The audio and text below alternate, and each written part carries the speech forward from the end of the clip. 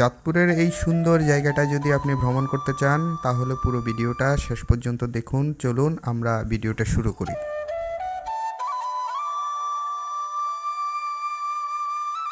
চলুন আজ আপনাদেরকে নিয়ে ঘুরে আসি চাঁদপুরের লোকাল সাইট সিন আর পথের ধারের চমৎকার সব খাবারের স্বাদে।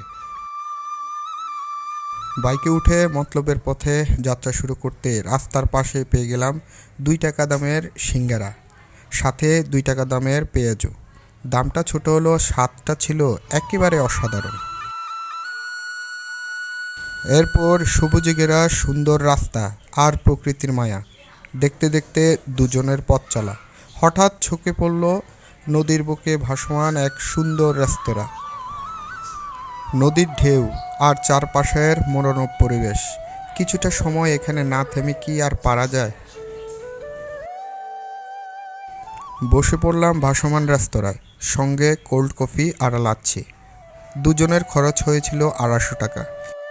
তারপর আবার বাইকের চাকা ছুটল একলাসপুর ঘাটের উদ্দেশ্যে। সেখানে গিয়ে যেন সময়টা একটু থমকে গেল।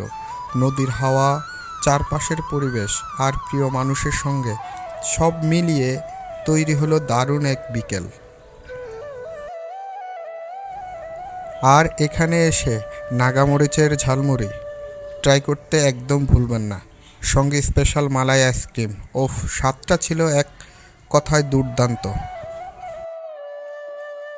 এরপর আবার রওনা হলাম সামনের পথের দিকে। রাস্তার সৌন্দর্য যেন প্রতিটি বাঁকে নতুন কোনো গল্প শোনাচ্ছিল। কিছুক্ষণ বাইক রাইডের পর অবশেষে পৌঁছে গেলাম মোহনপুর পর্যটন কেন্দ্রে।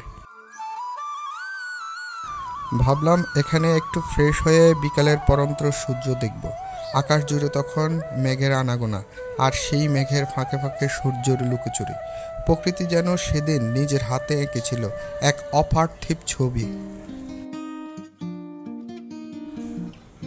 সত্যি বলতে এমন একটি বিকেল চাঁদপুরে এসে পাবো তা কল্পনাও করতে পারিনি।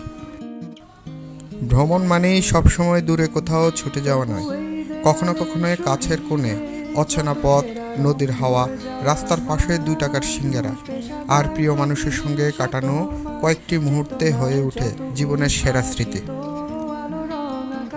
তাই সময় সুযোগ হলে আপনিও বেরিয়ে পড়ুন। হয়তো আপনার শহরের কাছেই লুকিয়ে আছে এমন কোনো সৌন্দর্য যার কথা আপনি এখনও জানেন না।